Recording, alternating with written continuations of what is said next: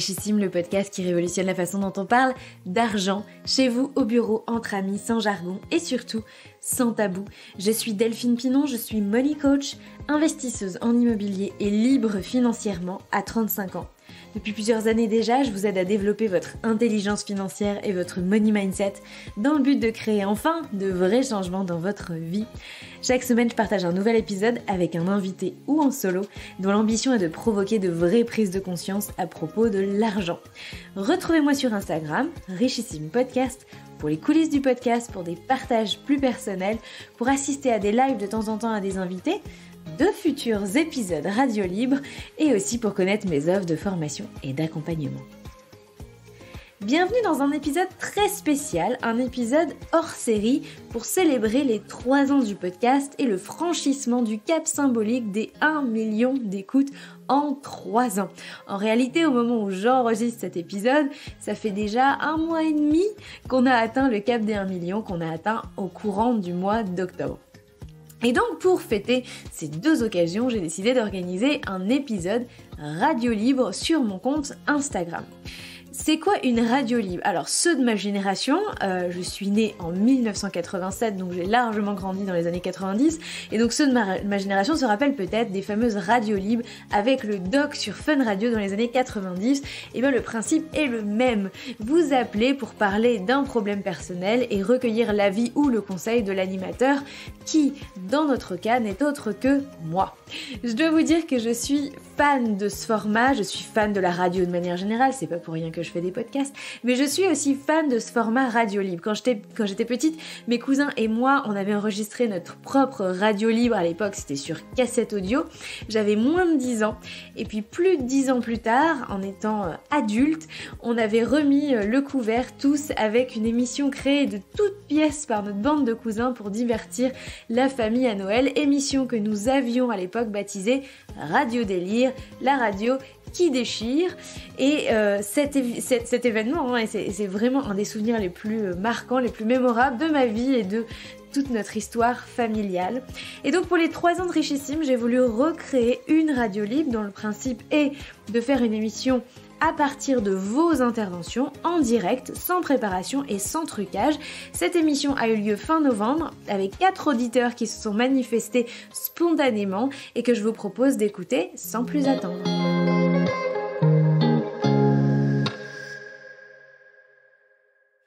Et donc, je vais accueillir la personne qui souhaite participer. À qui ai-je l'honneur? Je m'appelle Pang, je suis coach budget aussi, j'habite en Belgique. Génial, enchantée Pang. Je t'écoute. Comment puis-je t'aider? Alors, c'était plutôt une question qui t'est adressée personnellement parce que tout le monde sait que tu es enceinte, donc tu vas avoir ton premier bébé. La question qui me vient, c'est comment est-ce que vous gérez du coup ce nouveau budget bébé? Comment est-ce que vous préparez avec ton conjoint cette arrivée et comment est-ce que vous projetez justement la gestion des futures dépenses Bon, on commence par une question personnelle. C'est pas grave, je prends toutes vos questions. Écoute, évidemment que ça chamboule. Budgétairement parlant, émotionnellement parlant, c'est sûr. Mais budgétairement parlant, il y a vraiment des enjeux à préparer. Le premier, c'est que moi, je suis indépendante. Donc, la première chose que je dois préparer, c'est comment je fais face à ces quelques mois où je souhaite ne pas travailler et potentiellement où il n'y aura pas ou peu de rentrée d'argent. Donc comment je les gère et comment je peux m'arranger au mieux pour éventuellement continuer à maintenir mes sources de revenus, puisque j'ai plusieurs sources de revenus dont certaines sont passives ou semi-passives. C'est un avantage énorme et je souhaite à toutes les femmes qui un jour veulent préparer une grossesse de se mettre tout de suite à créer des revenus passifs et semi-passifs parce que c'est une chance incroyable que j'ai de pouvoir en bénéficier. Donc déjà, il y a un premier volet de cette préparation qui est sur comment je gère mes revenus. Faut comprendre que moi, je suis indépendante et après simulation, j'ai découvert que je pouvais à peu près, selon les simulations, toucher 3 000 € réparti sur 2 mois ou 2 mois et demi, j'ai pas très bien compris, de congé maternité. Donc il y a encore quelques années, les indépendantes n'avaient pas de congé maternité. Et donc voilà, bref. Heureusement, on fait des progrès, mais donc j'ai le droit à ça. Donc pour moi, c'est à peu près l'équivalent de la moitié moins de ce que je me rémunère d'habitude. Pour vous donner un ordre d'idée. Donc c'est une perte de revenus de 50%. Mon idée, c'est de faire en sorte que le podcast ne s'arrête pas. Donc j'ai un enjeu de pouvoir produire des épisodes. J'aimerais avoir fini en janvier-février de produire tous mes épisodes jusqu'à l'été, date à laquelle normalement je fais des best-of ou des rediffusions. Et donc du coup je veux avoir tout fini, que mes équipes puissent prendre le relais et que moi je puisse passer mes 3 ou 4 mois tranquillou pépère aux alentours de la naissance qui normalement doit avoir lieu en avril. Donc ça c'est une première chose. Maintenant, c'est des frais supplémentaires l'arrivée d'un enfant. Ça n'est un secret pour personne. Donc, et en plus, en réalité, j'ai eu l'occasion de le dire à plusieurs reprises, mais si on veut être très très très schématique, un enfant c'est 1 000 € par mois jusqu'à au moins ses 18 ans, voire jusqu'à ses études supérieures. Au début, ça va être plus parce que les modes de garde font que, en général, c'est plus. Il y a un âge où c'est un peu moins, mais vous comptez l'habillement, l'alimentation, la scolarité, les colos l'été, l'épargne que vous mettez de côté pour votre enfant pour ses futures études, je dois oublier plein de choses là-dedans. La garde, évidemment, quand ils sont petits. Les babysitters quand ils sont un petit peu plus grands, le sport, le judo, les compétitions, etc. Et vous avez facilement un budget pour vos enfants qui s'élève à, si on lisse à peu près, et moi je trouve ça un chiffre, c'est facile à retenir, 1 000 € par mois, tous les mois, de leur naissance jusqu'à à peu près leur 18 ans ou au-delà. Et du coup, ça se prévoit. C'est-à-dire du jour au lendemain, si on fait 50-50 dans le couple, ce qui aujourd'hui est notre cas, on doit trouver 500 € chacun.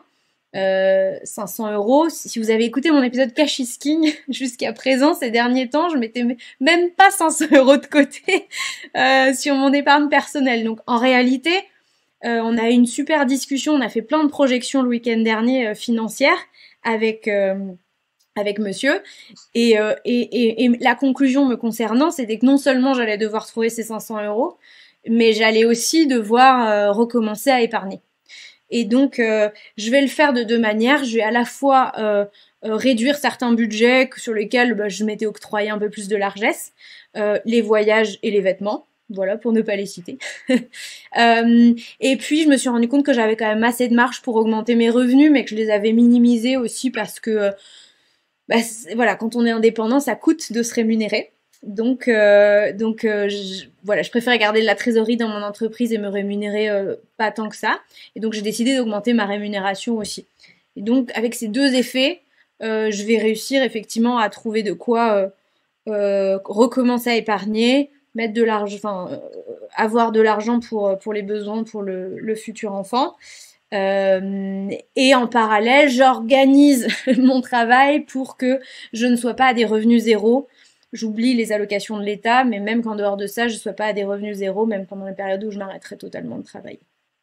Voilà pour être totalement complet dans ma réponse. D'accord. Donc, si je comprends bien, vous avez décidé, même pour les frais du futur bébé, de faire du 50-50 alors? Oui. Des questions se posent aussi pour nous sur plus de mise en commun, on va dire. Comment on peut aller plus loin, un step plus loin dans la mise au commun de nos finances.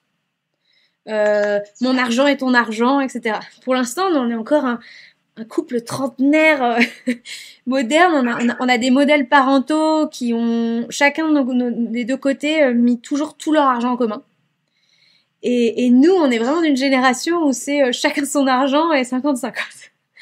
Et en réalité, on se rend compte que quand tu fondes une famille, il y a un peu plus de porosité en réalité, et que à un moment donné, comment se joue la solidarité dans le couple, c'est des questions qu'on se pose et sur lesquelles on est totalement en réflexion. Par exemple, sur une partie des frais de grossesse, notamment tout ce qui est santé, y compris les ostéos, enfin tout ce qui me fait du bien. On a décidé de le prendre en charge à 50-50. Donc quand je vais chez l'ostéo et que c'est pas remboursé, c'est 50-50. Mais par exemple, on n'a pas statué de la même manière. En fait, on s'est pas vraiment posé la question pour tout ce qui est vêtements de grossesse. En réalité, on pourrait se dire ça reste un budget. Pour l'instant, il est sur ma pomme. Non, la question est tout à fait légitime de se dire est-ce qu'on partage ou pas. En réalité, je vais être tout à fait honnête, on s'est pas posé la question et peut-être que j'amènerai la discussion sur la table et qu'on pourra partir du même principe. Mais je comprendrais que des couples se la posent et que d'autres couples se la posent pas. D'accord. Bah écoute, merci pour cette transparence. Merci Pang. Alors, je vais prendre Elodie. Attention Elodie, c'est à toi. Bonsoir. Bonsoir Elodie, j'adore. Ça y est, ça marche. En tout cas, contente de pouvoir discuter en direct. Je trouve que c'est une super initiative et bravo aussi pour tout ce que tu fais, même si nous, alors je suis avec monsieur à côté qui s'est caché, mais on t'a découvert assez récemment, donc on a encore beaucoup de contenu à découvrir sur tes chaînes. Alors nous, on a des questions qui portent plutôt sur l'immobilier. Si je devais te refaire des éléments de contexte assez rapidement, moi je travaille dans le marketing. Monsieur est artisan en tout ce qui est gros œuvres en maçonnerie, avec quand même une bonne dizaine d'années d'expérience. Et là, à l'heure actuelle, il travaille en fait dans une société en famille. Ouais. Son projet, c'est de voler de ses propres ailes et en fait éventuellement de faire des investissements. Alors qu'il faut qu'on se mette d'accord sur ce qu'on fait justement ou pas, en fonction du contexte, en fonction de nos possibilités. Bref, on se pose énormément de questions. Donc du coup, lui, il a tout ce savoir-faire très technique. Voilà, il sait ce qu'il faut faire quand il arrive sur un chantier. Il sait combien ça va coûter, de viser, etc. Et moi, on va dire que j'ai une certaine sensibilité pour tout ce qui est aménagement d'intérieur, la décoration, etc. Donc on se complète plutôt pas mal. Et j'ai aussi, on va dire, je suis assez à l'aise avec tout ce qui est monter un dossier pour la banque, etc., etc. Ouais. Bref, donc on s'est dit que ça pourrait être intéressant. Même si moi, je ne compte pas quitter le métier du marketing aujourd'hui, de se lancer dans les investissements tous les deux parce que voilà, tout ça, ça pourrait se compléter et faire sens. Du coup, par rapport à tout ça, j'ai 3 questions, en sachant que dans la première, il y a plusieurs volets. Alors, je sais que tu as fait il y a pas longtemps justement un contenu par rapport à ça, mais est-ce qu'il est encore temps d'investir entre guillemets, en sachant que j'ai écouté à peu près, j'ai été coupée, mais j'ai écouté la moitié de ce que tu disais à ce sujet. Et en sachant que, alors c'est là où j'évoquais plusieurs volets, il y a le boom des mauvais DPE, les conditions d'emprunt aussi qui ont tendance à se durcir.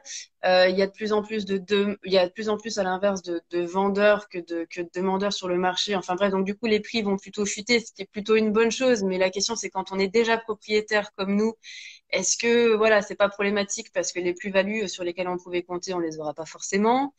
Est-il encore possible de jouer sur 3 tableaux aussi, c'est-à-dire la capitalisation, avoir un cash flow positif et pouvoir jouer aussi sur les plus-values? J'ai tendance à croire que c'était déjà compliqué auparavant et que ça le sera peut-être encore plus maintenant, donc d'où ces questions-là. Est-ce qu'il y a aussi quelque chose à jouer par rapport à, alors est-ce que c'est confirmé ou pas, mais l'augmentation du déficit du plafond sur le déficit foncier? Enfin voilà, la première question c'est ça, c'est au vu du contexte. Ça fait beaucoup de questions. Ouais, c'est une première grosse question avec plein de sous-questions pour le coup. Mais voilà, vu le contexte qu'on connaît aujourd'hui, comment est-ce qu'on peut avancer, se positionner? Qu'est-ce qu'on doit en retenir en fait dans les grandes lignes?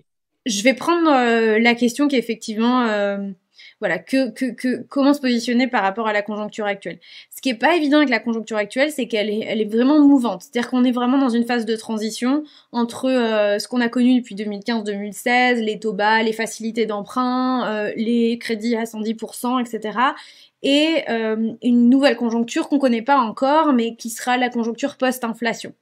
Et que les analystes, et tu vois, moi je suis très adepte de la newsletter de Marc Fiorentino que j'ai reçue dans le podcast, qui se positionne effectivement sur une inflation qui redescendra probablement en 2024 aux alentours de 2,5% et des taux d'emprunt qui se restabiliseront peut-être aussi aux alentours de peu ou prou 2,5%.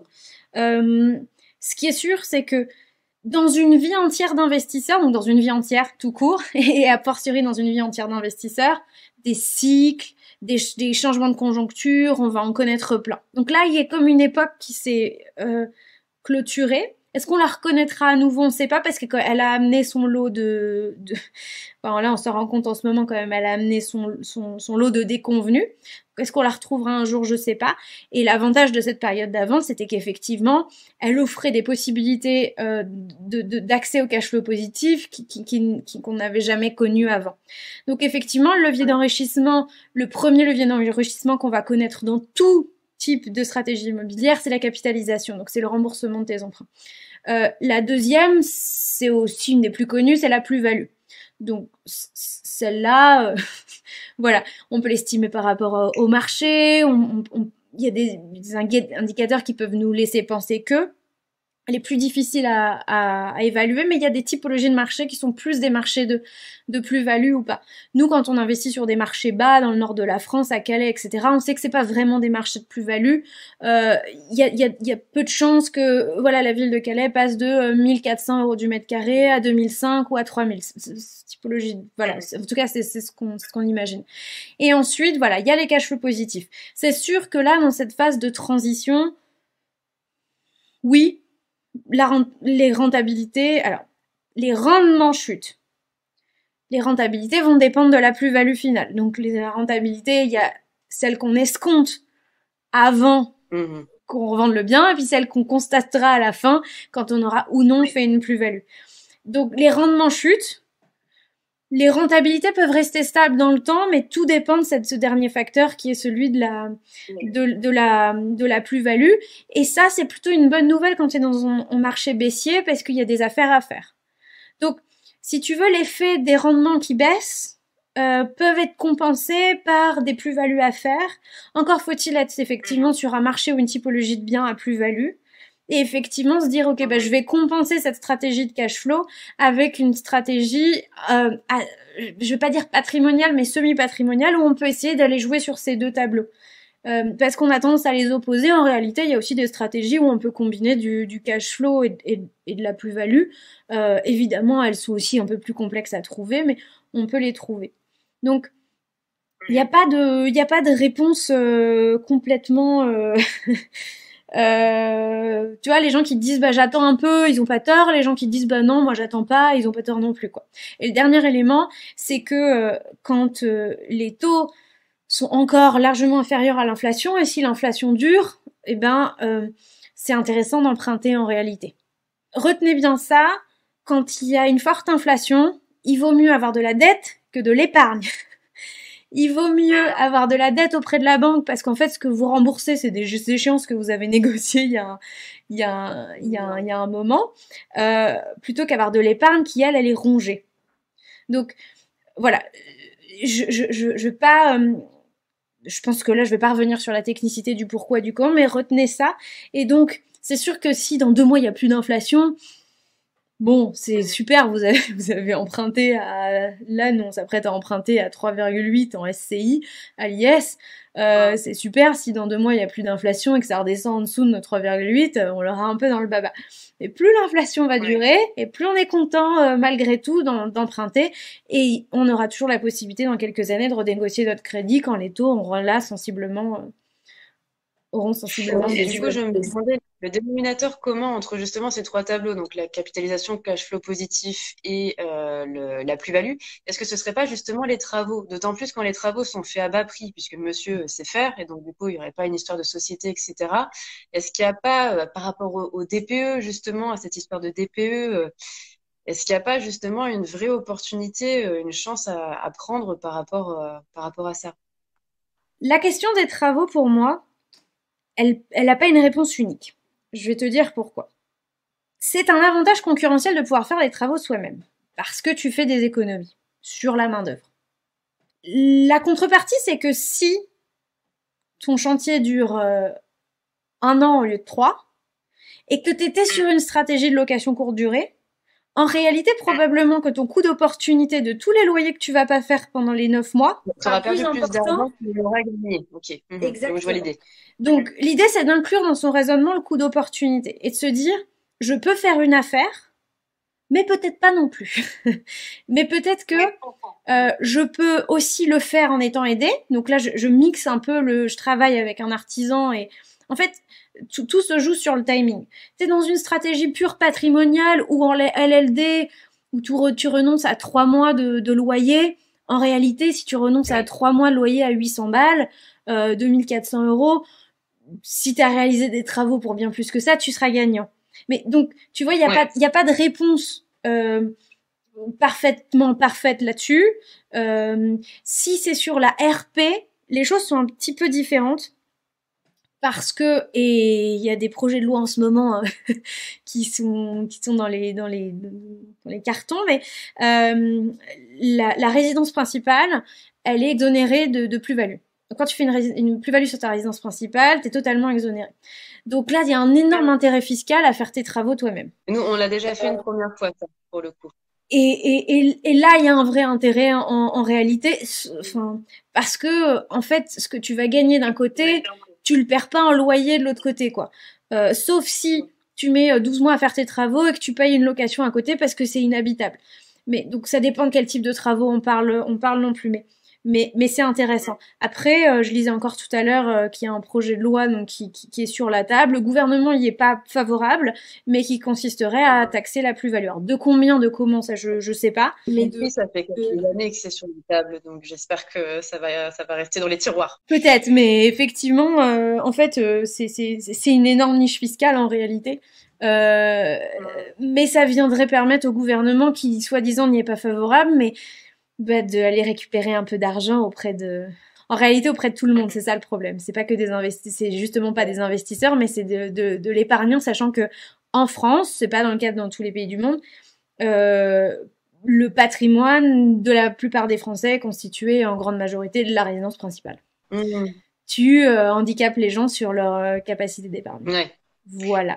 J'avais une autre question, c'était nous, on est un tout petit peu documenté quand même sur les différents montages financiers, etc. Mais je me rends compte que c'est extrêmement compliqué, c'est tentaculaire, en plus c'est évolutif. Donc ma question, c'est quand on a une situation un petit peu compliquée de plusieurs ordres, comment est-ce qu'on peut savoir pour quel montage on doit opter? Et quand je dis pour quel montage, c'est au pluriel. C'est-à-dire qu'en fonction de ce qu'on fait, nous, on a plusieurs choses qui sont sur la table. C'est pas évident de se dire, ça, il faudrait que ce soit du nom propre, ça, il faudrait que ce soit de la SCI à l'IS. Et c'est encore moins évident de se dire comment on vient cumuler et conjuguer tout ça, quoi. Et on sait pas par où s'y prendre, par où commencer. Ouais. Je vais te répondre assez rapidement au final. Et puis comme ça, je pourrais prendre la question d'un autre auditeur. En réalité, c'est la conjoncture entre te former encore un petit peu plus et puis ne pas hésiter à payer pour faire un rendez-vous. Pour ces questions-là, l'idéal, ce serait un CGP qui travaille avec un avocat fiscaliste. Et de travailler la question en binôme sur peut-être un seul rendez-vous, ça risque d'être juste. Faut trouver le bon interlocuteur. Peut-être, tu vois, 2-3 rendez-vous. C'est quelque chose qui va voilà, ça va vous coûter quelques centaines d'euros. Mais en réalité, la question des montages est quand même très importante parce que à la fin, on parle d'optimisation qui peuvent nous faire gagner en réalité des milliers d'euros sur plusieurs années. Donc c'est pas négligeable de sortir un peu de sa poche pour se faire bien conseiller, sachant qu'un bon montage doit être un montage évolutif, qui peut évoluer dans le temps et qui permet une certaine souplesse justement pour tous les cas qui pourraient se produire, mais dont on ne sait pas encore s'ils vont se produire. Ok, je vois. J'ai une petite dernière question avant de céder la place, si tu veux bien, qui est assez rapide. C'est comment ne pas se retrouver plafonné? À quoi est-ce qu'il faut qu'on soit attentif si on veut pas se retrouver assez rapidement plafonné au bout du premier, deuxième, troisième projet? Alors, je sais qu'il y a la notion d'encours. Je sais que tu disais cash is king aussi. Ça, je l'ai suivi. Okay. Enfin, voilà, qu'est-ce qu'il faudrait garder? Ce sera vraiment la dernière réponse, Elodie, parce que tu m'en as arraché une comme ça. Bien joué. C'est hyper simple en réalité. Ton endettement, c'est tes revenus d'abord. Donc, tu continues à augmenter tes revenus. Et en fait, plus tes projets sont rentables, donc plus il y a de cash flow positif, moins ça prend sur ton endettement. Donc, la combinaison de projets ultra rentables et de continuer à augmenter ses revenus ou de créer des sources de revenus complémentaires, c'est ça. Sinon, il y a que le temps qui baisse ton endettement. Évidemment, quand tu as commencé à rembourser 50% de ta résidence principale, t'es désendetté de cette moitié-là. Mais faut attendre, si t'as emprunté sur 25 ans, faut attendre 12 ans et demi pour être désendetté de la moitié de ta résidence principale. Donc, ça, c'est, ok, mécaniquement, c'est ça, mais c'est pas la réponse que veut un investisseur. L'investisseur, il veut entendre ce que je viens de te dire, c'est-à-dire à un moment donné, il faut des projets ultra rentables qui vont minimiser ton endettement et augmenter tes revenus. Merci Elodie. Merci pour tout. Bonne soirée. Je te laisse sortir de la conversation du coup parce que j'ai pas la main. J'en profite le temps qu'on accueille Héloïse. Tous ceux qui ont envie d'intervenir, comme vient de le faire Elodie, comme l'a fait Pang juste avant, et comme va le faire Héloïse ici, il vous suffit d'appuyer sur le bouton caméra avec un plus, puis vous pourrez me poser vos questions. Et puis, voilà, à la caméra, comme elles le font. Et il n'y a que des femmes qui sont courageuses ce soir. Enchantée, Héloïse. Bonsoir. Alors moi, j'avais une question perso. Du coup, moi, j'ai 2 ados qui ont 17 ans et 13 ans. Et du coup, je me demande comment faire pour les accompagner au mieux dans le début de leur relation à l'argent. Et notamment mon fils de 17 ans qui a de l'argent de poche, qui dépense tout, qui a toujours envie de plus, toujours voilà, des sorties, des copains, des habits. Et donc voilà, comment on trouve le bon compromis, sachant qu'il travaille un peu l'été, donc il commence à avoir la valeur de l'argent, mais on sent que c'est compliqué et nous parents, ben on sait pas trop comment faire, sans le frustrer, en même temps en lui donnant envie d'aimer avoir de l'argent, d'en gagner, mais aussi de le garder, voilà. Tu m'as dit 17 et 12, hein. 17 et 13. 17 et 13, ok. Et c'est surtout celui de 17 ans qui a un comportement où ça se voit bien, parce que peut-être qu'il a un peu plus d'argent de poche et donc il le dépense. Et celui qui a 12 ans... Et ma fille de 13 ans, ça va.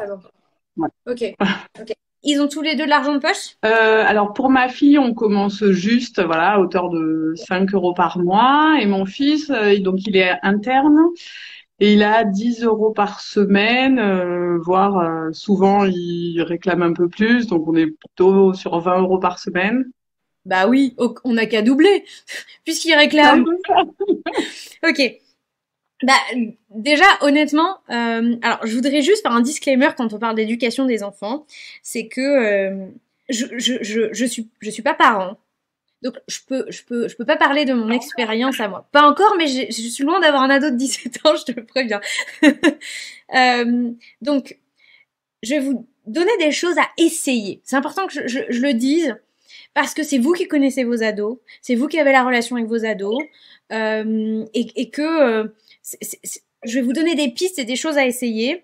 À aucun moment j'ai fait ça va marcher, etc. On marche toujours un peu sur des œufs, sur voilà l'éducation autour de, parce qu'il y a beaucoup de choses qui se jouent on peut pas décorréler l'éducation autour de l'argent de l'éducation sur tous les autres sujets en fait que vous avez avec vos ados en l'occurrence. Moi j'aurais tendance à dire que il a besoin d'être éduqué à la rareté. Il a besoin de se rendre compte que il y a un montant qui est négocié. Et à 17 ans, vous pouvez avoir cette conversation. C'est-à-dire, c'est quoi tes besoins? Moi, j'avais cette conversation avec mes parents. C'est-à-dire, ok, donc mes parents, ils me disaient, ok, bah, on a envie que tu t'achètes ton forfait téléphonique, tu puisses faire 2 sorties dans le mois, par exemple, que tu te payes ton coiffeur. Moi, j'ai eu des parents qui m'ont très tôt donné de l'argent. Et effectivement, chaque année, on rajoutait un peu. Et du coup, il y avait un truc de plus que je payais moi et qu'ils payaient plus. Et du coup, ça me responsabilisait aussi sur qu'est-ce qui était un peu inclus dedans. Donc la majorité de mes vêtements étaient inclus. Je me rappelle, il y avait des exceptions, genre les manteaux, les grosses pièces, ce genre de choses étaient exclus parce que c'était des gros budgets et que c'était plus difficile à prévoir. Donc, moi, je dirais que éduque-le à le gérer. Plus en réalité, il aura d'habitude à le gérer. Et il va probablement faire plein de bêtises avec, mais c'est pas très grave en fait, parce que vu les sommes dont on parle et vu son âge, pas vraiment tu vois, il y a aucune conséquence. Fais-le. Ce qui est important, c'est que du coup, peut-être qu'il y a un consensus au départ. Voilà, on va te donner cette somme et voilà ce que nous on pense qu'elle doit recouvrir. Est-ce que ça te paraît juste ou pas? Qu'est-ce que t'en penses? Qu'il y a un dialogue qui s'instaure. Attention, par contre, la règle va changer à partir d'aujourd'hui. C'est ça et il n'y a plus rien d'autre. Et faut être ferme. Ouais.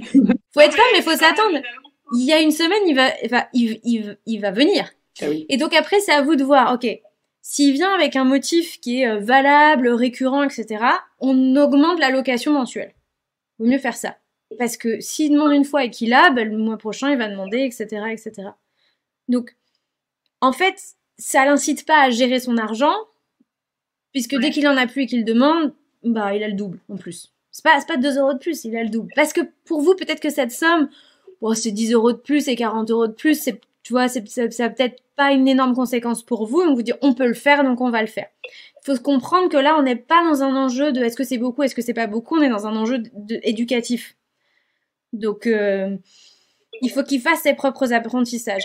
Donc, moi, je vous conseille de réfléchir sérieusement à lui déléguer aussi de plus en plus de choses. Vous pouvez aussi lui dire, aujourd'hui, on va carrément augmenter ton argent de poche. C'est plus 40 euros par mois que tu vas avoir. Ce sera 80 ou ce sera 90 ou ce sera 100. Et voilà ce qu'on inclut dedans. Et alors, faites-le progressivement. S'il a l'habitude de gérer 40, peut-être pas lui mettre 120 direct parce que là, ça va être un carnage le premier mois. Mais effectivement, tu lui dis, ok, on va tous les mois ou tous les 2 mois, on rajoute 10 ou on rajoute 20 pour que tu puisses te payer plus de choses qu'aujourd'hui on te paye. Donc à partir de tel mois, c'est toi qui te payes ton forfait, etc. Si vous avez des outils parentaux type budget qui peuvent l'aider, oui, profitez-en aussi. Mettez-vous autour de sa table, montrez-lui des applis. Je sais pas, il est chez quelle banque. Ça vaut peut-être le coup de le mettre dans il y a des néobanques pour ados. Ça vaut peut-être le coup aussi qu'il a un outil un peu sympa, fun pour gérer son argent. Est-ce que je cherche néobanque pour ados, mais j'ai pas en tête les noms là. J'en avais. Mais là, il a une carte sur, je peux citer la marque, ouais, sur PixPay, ça s'appelle. Et du coup, il peut payer avec son téléphone et moi, je peux lui remettre de l'argent. Enfin, c'est assez pratique. Ok. Il pourrait, il y a des petites utilisations pour gérer, pour suivre, mais je crois qu'il les a pas investies du tout. Normalement, si tu veux, tu sais, moi, je suis très adepte du budget, mais normalement, avec ce type de montant-là, à l'époque, on faisait pas de budget quand on était ado. Voilà, certains d'entre nous, les plus raisonnables, les plus premiers de la classe, j'étais première de la classe, mais je ne faisais pas de budget. Parce que c'est des sommes qui font qu'on peut les gérer dans nos têtes. Enfin, notre cerveau est capable de gérer les 10 dépenses qu'on va faire dans le mois avec notre PixPay ou avec notre carte bleue. Voilà les petits premiers conseils. La dernière chose que je voudrais te dire, c'est que ton ado peut être comme ça aujourd'hui et complètement différent après. Oui, oui. Ma belle-mère me dit, mon compagnon est une fratrie de 3. Il me dit, mais moi, quand ils étaient jeunes, le tien, c'était celui qui... J'avais peur pour lui parce qu'il dépensait tout son argent dans des loisirs. Les autres gardaient tout et lui, il dépensait tout en loisirs. Eh bien, c'est devenu le plus gros investisseur des 3, celui qui épargne le plus au final et qui est le plus intéressé aux questions d'argent et de finances. Et donc, ça ne veut pas dire grand-chose, si tu veux. Mais ça peut changer, en fait. Ce qui est important, c'est de comprendre pourquoi. Et voilà, en vrai, je pense qu'on a tous eu à un moment donné, une période d'ado ou de jeune, d'étudiant, cette phase où, ah mince, on a trop dépensé. Bon. Oui. Ça arrive. Ok. Ça va être de la discipline pour toi, surtout. Oui, c'est ça. C'est un coaching pour moi. Ça marche. Merci, Héloïse. Alors, j'en profite. Je vais prendre la personne qui s'est portée volontaire. Vous pouvez faire comme Héloïse. Vous pouvez faire comme Élodie. Vous pouvez faire comme Pang. Et si vous voulez me poser votre question en direct, il suffit d'appuyer sur la caméra avec le bouton plus. Et juste après... C'est Emma que je vais accueillir, Emmanuel. Et juste après Emmanuel, je vous mettrai à l'écran.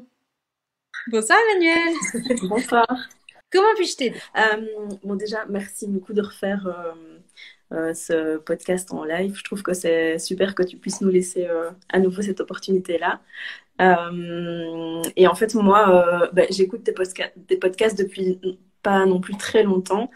Mais j'ai l'impression de me sentir un peu coincée dans le sens que voilà, j'ai acheté ma résidence principale seule.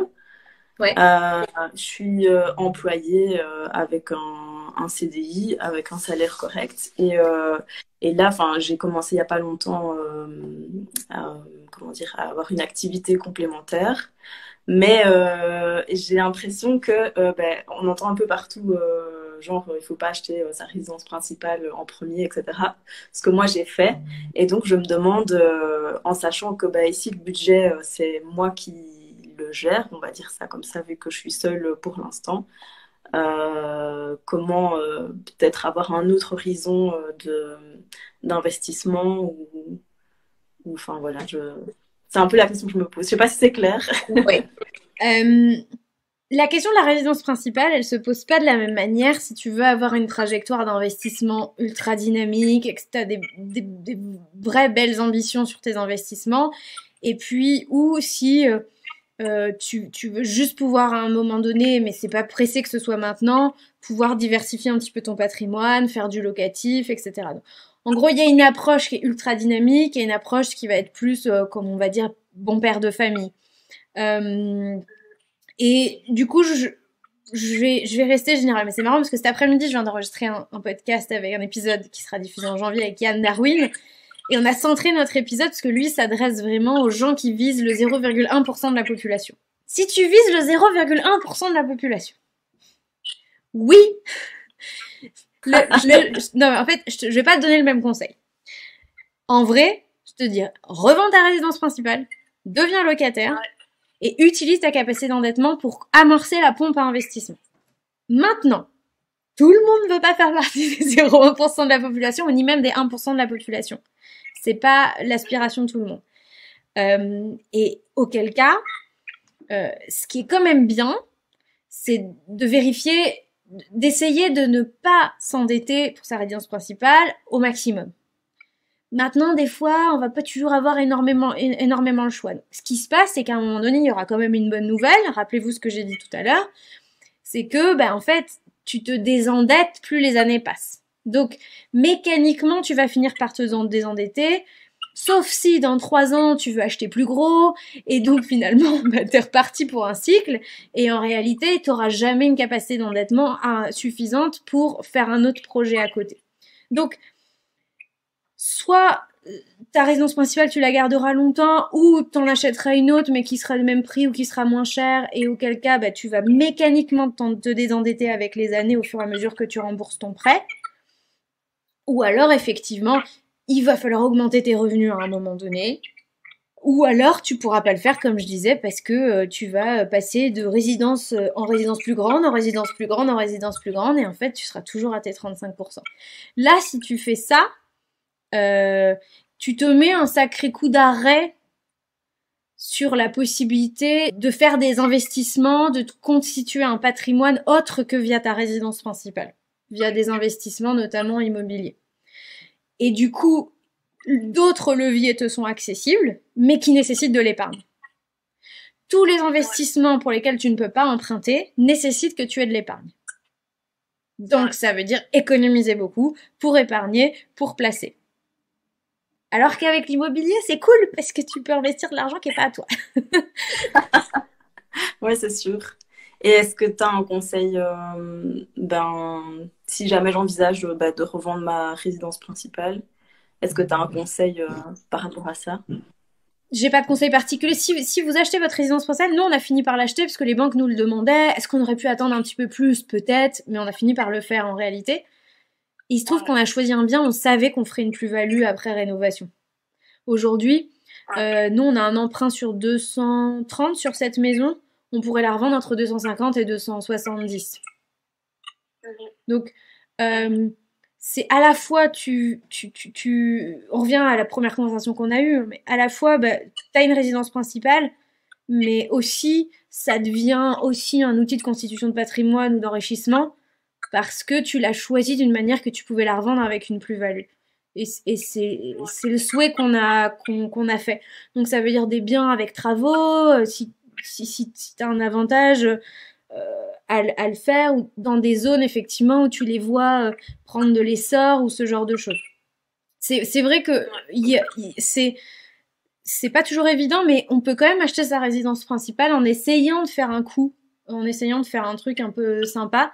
C'est sûr que si vous partez sur une résidence principale neuve, en VFA de la construction, sur des trucs très récents, etc., ou sur des copropriétés où il y a des grosses charges, où vous savez que ça va être un frein concrètement pour tous les acheteurs après,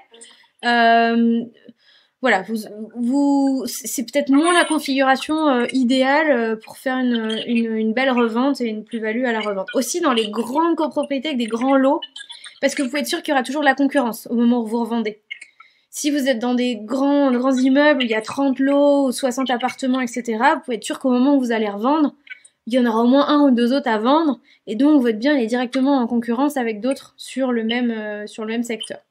Donc c'est pas les biens idéaux pour faire des plus-values, mais j'imagine qu'on peut faire des plus-values avec tout. Ouais. Bon, en tous les cas, je me dis que voilà, en soi c'est une expérience et que c'est mon parcours. Mais ne te flagelle pas parce que tu as acheté ta résidence principale.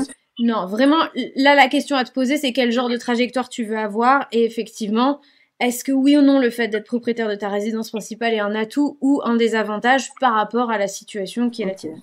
C'est tout. Merci beaucoup d'avoir répondu à ma question que je me pose déjà depuis un petit bout de temps. Donc c'est super. Merci Emmanuel. Merci d'avoir écouté ce hors-série jusqu'au bout. J'espère surtout que ce format vous a plu parce que mon intention c'est d'en refaire. Mon intention c'est de faire des radios libres peut-être tous les mois, en tout cas assez régulièrement sur mon compte Instagram, et éventuellement de vous les proposer à chaque fois en hors-série sur le podcast. Donc si le format vous a plu, n'hésitez pas à venir me le dire sur Instagram, ça m'encouragera à en refaire un. Si personne ne vient me voir et ne se manifeste pour me dire que vous avez aimé ce programme ou que vous souhaitez éventuellement y participer, effectivement, probablement que ce projet restera un one-shot pour les 3 ans du podcast. Et évidemment, si vous avez aussi aimé cet épisode et que vous y avez trouvé de la valeur dans le contenu, vous pouvez le partager avec votre entourage et ou le noter sur votre application de podcast préférée. Sur ce, je vous retrouve très vite pour un nouvel épisode. D'ici là, prenez soin de vous et de vos finances. Ciao, bye bye!